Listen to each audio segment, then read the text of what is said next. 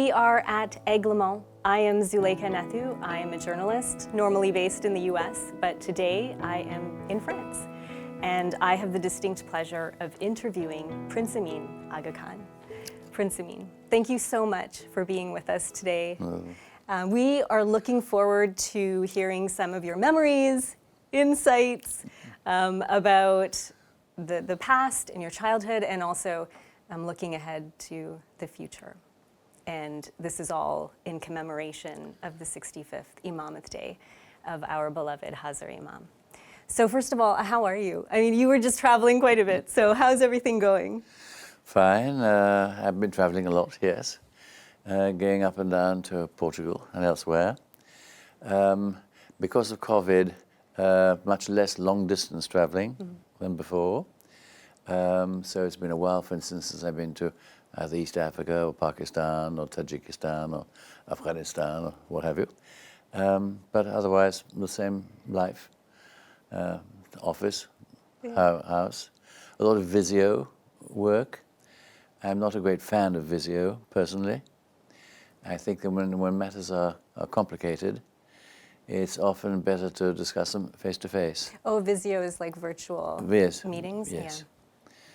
Because you have a better feeling of reactions and a genuine dialogue than in so many of these things you just have one face on the screen and you don't really see how the others are reacting. It's kind of impersonal in a funny way. Yeah, and it's a different world because you can't sense the energy of other people. And then, you know, working technology, and sometimes you've hit the mute button and sometimes you haven't, and it can all add up. Right. Sometimes I get the feeling that difficult questions are almost religiously put off. Yeah. That in fact, one tends to say, you know, well, that's been a very interesting discussion. Is why don't we think about that a little more, and we'll take a decision next time we talk and discuss this. It happens frequently. That's when you know something's up. I get that feeling. I don't know if I might or not. That's the feeling I get. Yeah. So as you probably know, this interview and our conversation will be airing on Ismaili TV. And, you know, I found a quote that you had, I think just a few years ago, which I wanted to ask you about because I thought it was quite sweet. You said to the Jamaat, you know, you are all, of course, Hazar Imam's spiritual children. You are my extended family. And I wondered, you know, with so many Jamaati members around the world watching right now, can you describe your relationship with the Jamaat around the world? I think it's a very personal relationship. I've sort of known the Jamaat since I was 3.5 years old. I mean, amongst my first memories, actually, of the Jamaat. And I think of the Jamaat as being, in a sense, part of my basic life. Yeah. Well, you know, speaking of 3.5 years old, we were hoping to travel down memory lane a little bit, if you'll indulge us. Yeah. We have some footage, some photos that we thought we would show you if you're up for that, and just sort of hear about some of the anecdotes you might be able to share with us. So I want to start with this photo here, and we'll show them to you as they come. So this is a photo of you standing next to Mawlana Hazar Imam, who was reciting Eid Namaz as a child in Kenya. And it's such a beautifully captured moment. And I know you were young at the time, but what do you remember about that moment? Well, we'd had courses that my grandfather had organized for us from really the day we arrived in East Africa. Including prayers, including a certain amount of theory, including discussions and what have you. And this was actually the first time that we'd been asked to lead, that Hazar Imam had been asked to lead prayers. One of my worries was that he might forget something on the way there. So I was behind him in case he forgot, that I could whisper something at him. That's the best. Always there, you know? Well, he didn't forget, naturally. And so it was a very moving moment. I was young, and suddenly being in the public eye like that was unusual, unexpected. But it wasn't necessarily frightening. It was more impressive. I was impressed, and it was one of those moments, you know, what you remember and you treasure. Yeah, you both have a very strong connection to Kenya because you spent part of your childhood there. What does it mean to you, even now? What does that country mean to you? Any number of marvelous memories. I think my second memory, probably, my first memory that I can think about was flying down to East Africa in the plane, and we went through a certain amount of rather shaky Turbulence? flying through clouds. And I was very proud because I didn't cry. And that was my first memory. How old were you? Yeah, I was, I think, 3.5 or something like that. My second memory was the morning after we had arrived there. I woke up early. I was always a fairly early riser. And I ran downstairs to see the house, which I really hadn't seen the night before, because we had arrived and I think been fed and gone straight to bed type of thing. And I ran down, and the house had a veranda in front of it. And I walked out onto the veranda, and the entire lawn in front, as far as the eye could see, was covered with people. It was all members of the Jamaat who'd come to welcome us. And I rushed back upstairs, saying, "Oh, there's people all over the garden, all over the house." Partly terrified, and I was told no. I was washed and dressed properly and what have you, and taken down to be formally introduced on the terrace to the people who were waiting in front. Oh, wow. It was the first time I'd ever seen a crowd. Yeah. I'd never seen a crowd before. Yeah, you were so little. And I had no idea there was going to be a crowd there. So You just wanted to see the house. it was a marvelous and unique experience. And what brought you to Kenya in the first place, if you don't mind me asking? Oh, I think it was again my grandfather who wanted us to be away from any risk of war, and so that was a good place. There was a Jamaat down there. My father was basically fighting in the Middle East, largely in Syria. My mother was frequently in Cairo because of her relationship with the hospital there, Anglo-American hospital, and we were just further down in East Africa. Speaking of your grandfather, the next photo is a photo of Mawlana Sultan Mahomed Shah with Hazar Imam and yourself. And I wanted to show it to you because I kind of wondered, like, when you think about your grandfather, what do you remember the most about him? Because I think a lot of us in the Jamaat know him from photos and firmans, but what was he like as a person and as a grandfather? Well, actually the photograph is a musing of Hazar Imam and somewhat less of myself. It's actually, in a funny way, rather too stern for my grandfather. Really? Yes. There's another one too. Take a look at the other one, because I think the other one is very sweet. So that's more like it. Really? So he was Yes. he was a smiler. Yes, he had a very good sense of humor, was a smiler, was an excellent parent. Took a great care of us at all times, wanted to know exactly what we were doing, how the school was going, how our holidays were going, what we needed, etc., etc., etc. Very thoughtful, very close. I mean, more like a parent than a grandparent. Right. You see what I mean? So there were one of him smiling, definitely. On the other hand, he would have himself go in evenings to a chair on his terrace in the south of France, and he would be he insisted on being allowed to sit there to watch the sunset. And nobody was allowed to go near him or disturb him whilst he watched the sunset and thought. Wow. And why was that so important to him? Was it like a meditation for him? Yes, Kind of? yes. That's lovely. And it struck me as a child, again, that, again, there was a kind of silent lesson in there. Man with nature, and man and nature both leading toward Allah. That's and beautiful. thought. It was so clear that he wanted just to be with his thoughts, and with nature, that one wasn't even tempted to yell and scream. Funny enough. Right. So one last one. So this is a historic moment that we want to show you, and take you back to a time that might have come with a lot of different emotions. It was when your grandfather passed away and your brother was designated the 49th Imam. So this is a news report from when it happened, and I just want you to listen to the words especially, because it's quite something how it's described. A Harvard student assumes a fabulous age-old mantle. At a villa outside Geneva, Switzerland, celebration dispels mourning for the late Aga Khan. The fabled Aga, dead at 79, designated in his will that youth succeed him.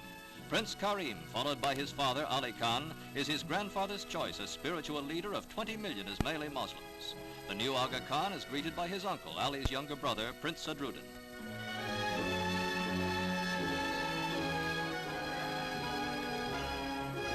"20-year-old Aga Khan IV proclaims the start of his reign. In his predecessor's words, the Ismaili sect needs a modern-minded young leader to cope with the problems of an atomic world."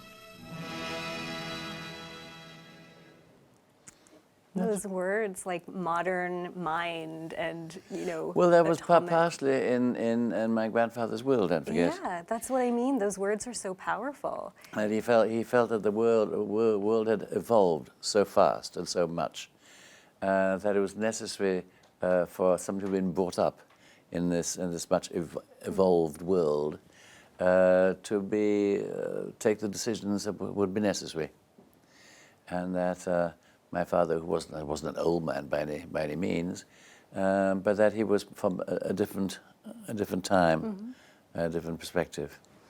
And at that moment, like, do you remember how you felt? It just seemed like it was so momentous, and you were both still so young. So do you remember how you felt at that time?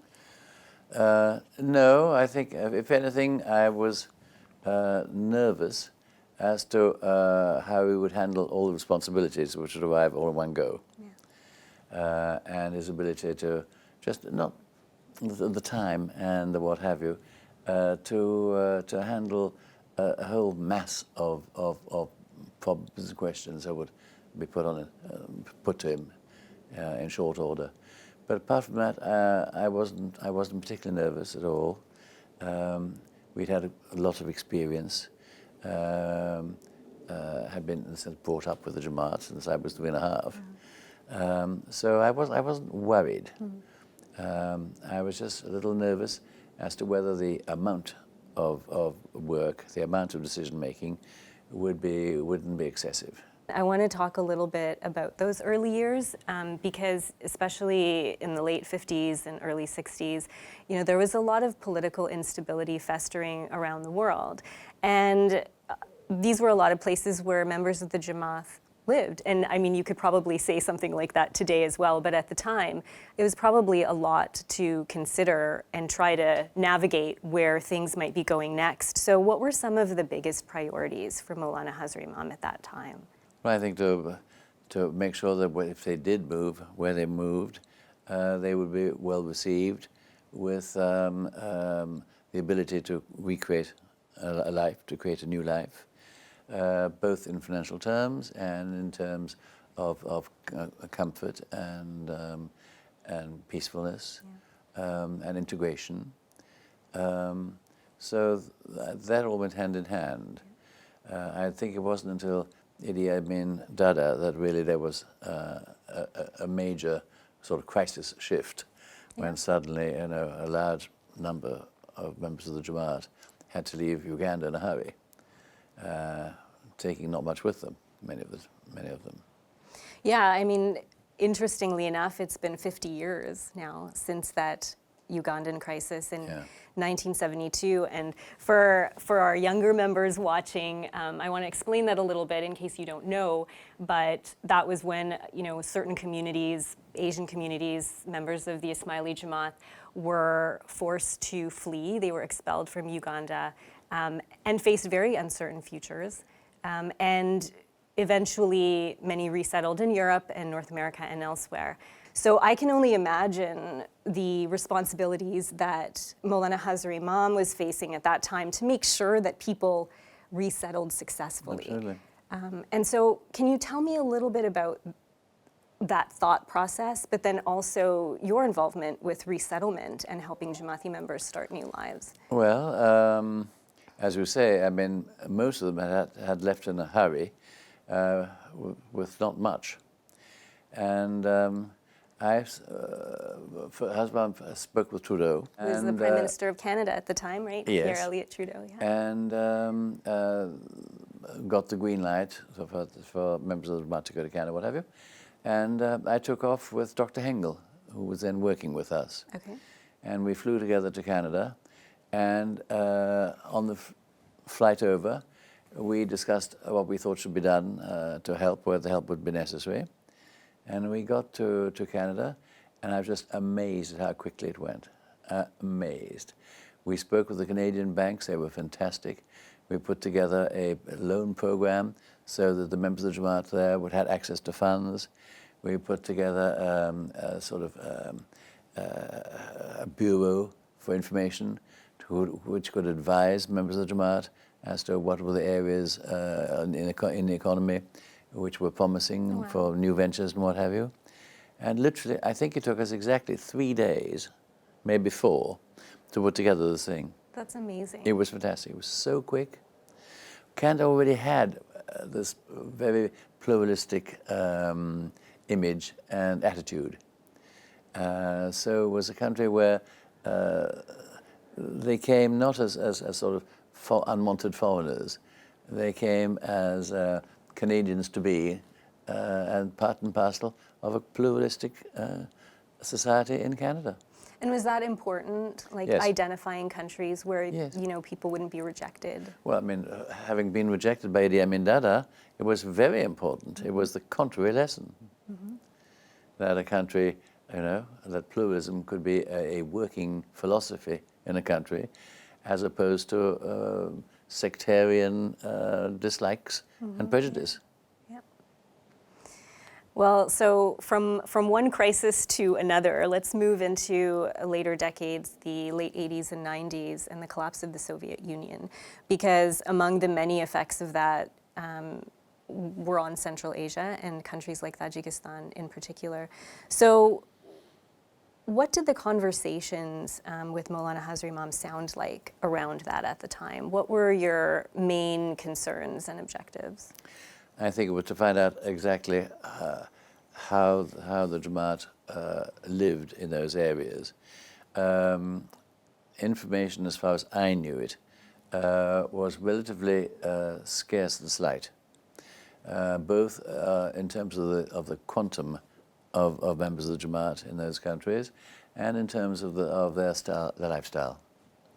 And it really wasn't until later, and largely through involvement in Tajikistan, in Korog, that the full scope became apparent, I think, and where the requirements became clearer. I think it made it easier to have contact, Right. and to actually visit, and to be informed. I don't know, but I have the feeling that in the Russian period, the contact was lesser, and the information less reliable. Right. Let's take a break from politics. That's so interesting. I'm not a politician. I love hearing about that.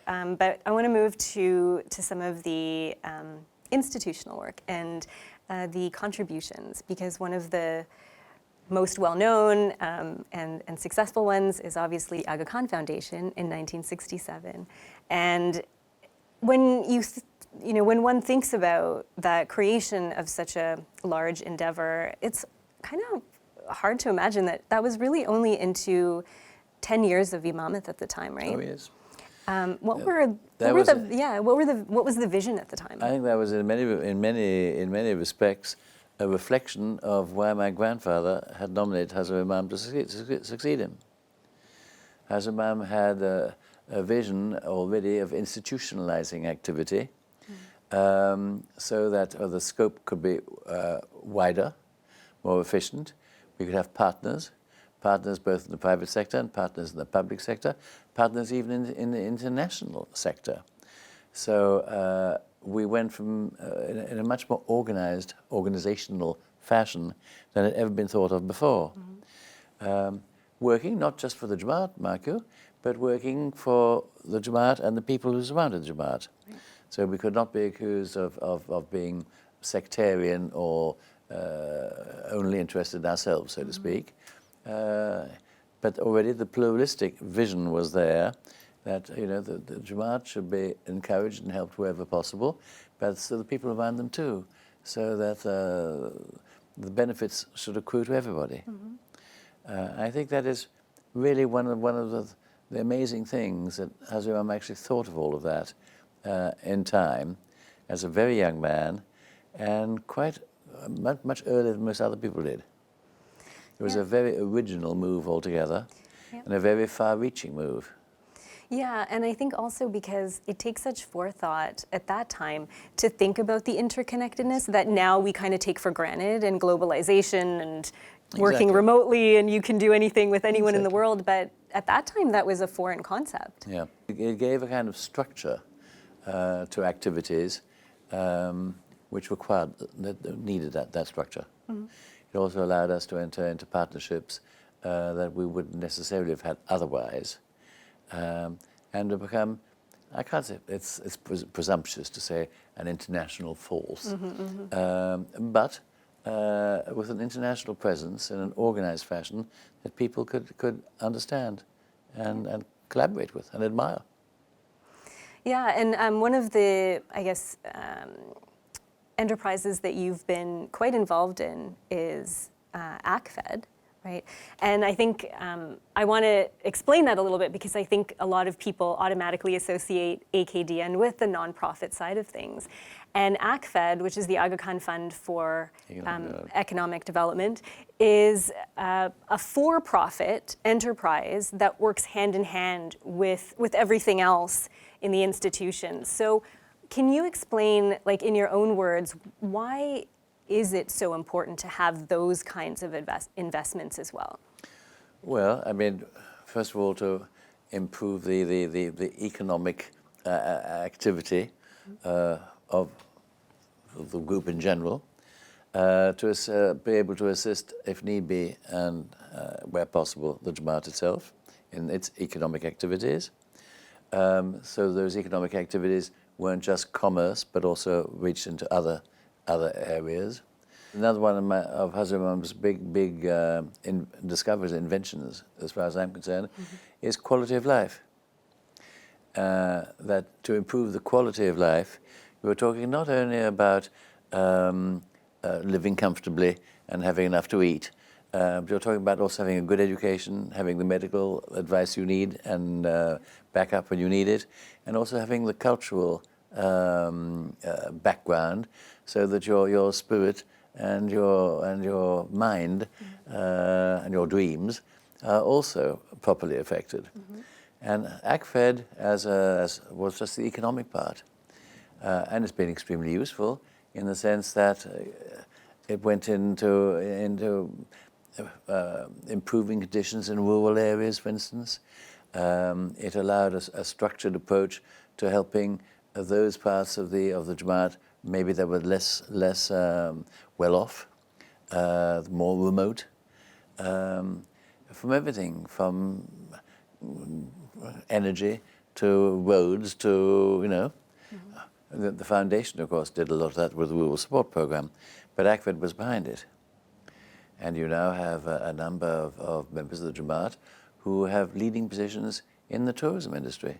Well, the Serena hotel chain, right, is an excellent example of ACFED. And that's exactly why it was done, was to stimulate others. Yeah, well, yeah, I mean, and it's amazing because even if you aren't familiar with the development fund, the Economic Development Fund, I think a lot of people are very familiar and have probably stayed at Serena hotels in the past. Excellent food, by the way. And not always. And, it's recognizable names, right? In industries that you wouldn't necessarily associate with the nonprofit sector, but that make a lot of sense. Exactly. Exactly. Job creation,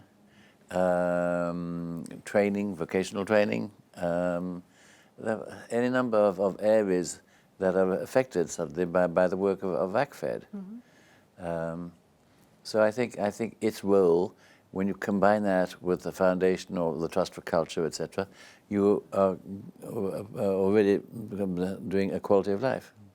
Yeah, yeah, it's a holistic approach. Yes, that quality of life is to me a very interesting concept, and again, it was a creation of Hazar Imam's. Yeah, because it isn't what you necessarily think about, as you said, it's not just addressing basic necessities. That the human being, to be happy and fulfilled, doesn't need only to have food on his plate. Yeah, exactly. Needs more. Yeah. I feel like your heart really lies with the arts in many ways. I know you studied economics, but you also studied literature, right? I studied literature, yes. Yeah. I audited courses on economics at Harvard B School. I was accepted by B School, Law School, and Grad School of Arts and Sciences. And Grad School of Arts and Sciences was considered, in my day, the most difficult grad school to get into, which is one of the reasons I went there. Right. Yes, it's a challenge. I also enjoyed reading, and so it was a fairly natural thing. But culture has always been part of my existence. My grandfather was interested in culture. He adored ballet, for instance, and had some paintings and had some sculpture. My father had a collection, which he sold subsequently. My mother and all of her family were deep into cultural matters as well. And so culture has always been part and parcel of what I did.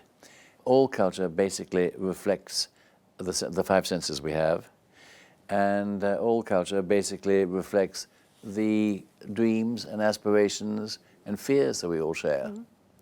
And I felt that having activities within culture was important as psychological backup to the practical backup of having enough food on your plate. As a group, the Ismailis have always had a strong cultural role. We've had very good painters, we've had very good poets, philosophers, you name it. And I'm a strong believer in culture as being one of the ways that children learn how to learn. So I felt it was important that we have that. I've pushed to have children do music from a very young age, do painting or drawing from a very young age, even if they don't become musicians or painters. But it helps them in their educational activities subsequently, and makes them better students and happier and more complete people. Yeah, because you want to teach them how to learn and not just what to learn. Exactly. Yeah. And I think it also teaches, creation should be part of teaching and part of learning.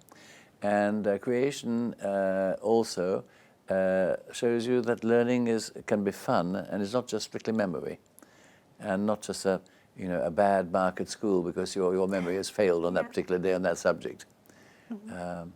It makes the whole thing an experience, a happy experience, as opposed to being an obligation. Yeah. You've been so closely involved with the Aga Khan Museum and the Aga Khan Music Program. I'm a big supporter and champion of that. And I want to talk a little bit about those initiatives because I was in Toronto working as a reporter when the Aga Khan Museum opened. And I remember standing at the reflective pools and then later inside the foyer of the building and just thinking, like, for the first time in Canada, we have our own story to tell, and we've reclaimed that narrative. And our history is how we are going to tell it.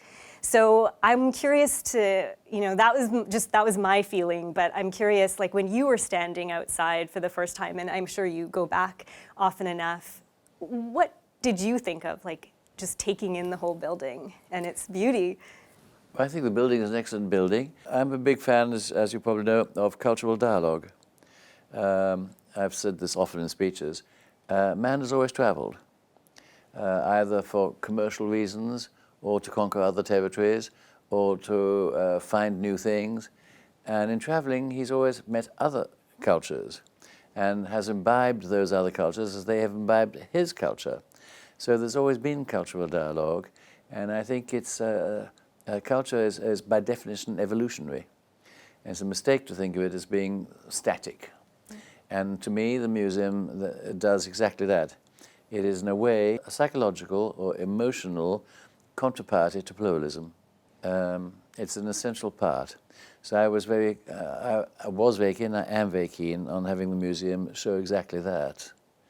You can take a picture of a Bruegel fair, for instance, in Holland, in the early years, the Middle Ages, and you put that beside a miniature of a fair in India, and suddenly, you know, you see the same reactions and the human looks and what have you.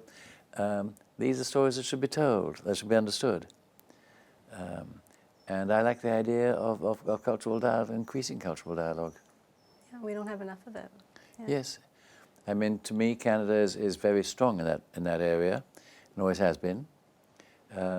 I, of course, was personally very fortunate through my friendship with Yo-Yo Ma and his Silk Road project, which was based precisely on that assumption that the Silk Road had been a symbol of cultural dialogue.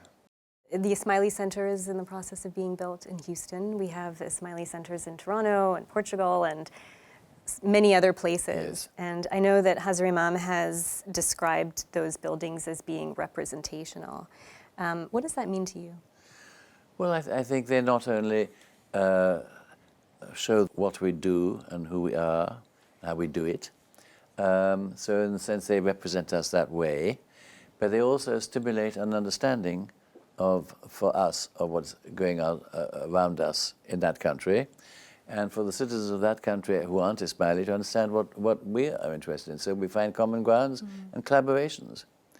So I think their role is partly ambassadorial, I guess, but it's partly also a meeting place, a place for pluralism, a place for understanding. And our centres, after all, have classrooms, they have exhibition halls now, they have social halls, they have landscaping, in which we show, you know, the mixture of so-called Oriental landscaping with Western. So I think they play an important role. How important is that right now? Have a place where people can try to come together. And they can discuss, you know, you can do lectures, you can do everything from poetry readings in public to lectures and other things. So they become a center of intellectual discourse as well. Yeah. Well, as we move towards the end of this lovely conversation, I want to, you know, ask you to kind of take a step back and look at the most important principles that have informed the work of Hazar Imam over the last 65 years. What would they be in your mind if you have to kind of narrow them down? Well, I think assisting the Jamaat in every way possible, particularly improving the quality of life of those parts of the Jamaat which are less fortunate. As I say, I think pluralism has been a message, a big message. I think quality of life has been a big message too, that life is a complex thing and has to be treated in all its complexities. So I think the discovery of the requirements of the members of the Jamaat, the grassroots, accuracy of those of information on the grassroots has been important. So I think there have been a lot of very basic lessons and activities. The partnerships, you know, we now work with all sorts of people that were never worked with before. There are so many areas, I think, that are new and fundamental, and I think have modified the way we are, the way we act. We're no longer I mean, we're international. Well, you've been by Mawlana Hazar Imam's side since childhood. Yeah. So, you know, not to mention the 65 years of imamate. So, you know, you said that your grandfather took, you know, a moment every day to meditate on life in front of the sunset. In those quiet moments for yourself, what do you think about when you try to reflect on what's been done since you were children and since this whole journey began? Well, I try to be relatively pragmatic on these things. I always try to think of what is new and could be done in a new fashion, either a new activity or an existing activity in a new fashion. And I'm eager to, personally, to improve things, improve the quality of what we do. So taking stock, seeing what can be done better, doing it better, seeing what are the things that are not to be done that should be done, etc. I think are important. And I've always thought like that, and I continue to think like that. In that sense, I'm a very positive person. I'm always looking for what can be done that is new, what can be done that's better. And I think that has been really, I would say, a guiding, not prejudice, but a guiding motivation behind much of this, what has been done these past 60-odd years. Do you have anything else that you want to add or say? You know, a message to Hazar Imam on his on Imamate Day, or anything else you want to add? Messages, you know, my love and every conceivable wish, what have you. No, you know, Hazar Imam and I we are 9 months minus 1 day. I know, of so close in age. Yeah. I was very premature, and so really we've been brought up as twins almost. Yeah. And we have very twin-like reactions. It's curious. The most typical of those, fun enough, was when I was working in the UN, and it was my 3rd year at the UN, and Hazar Imam had started the Sardinian venture, and I had the feeling, from what I was hearing, that it was a difficult enterprise altogether. And on my way back from I used to walk from the UN up to my house in New York.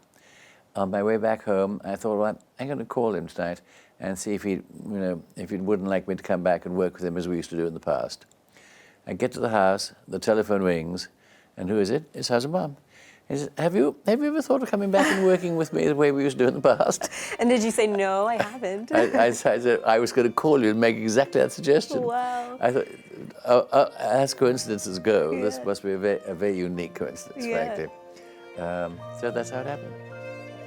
Well, thank you. That was really, really lovely.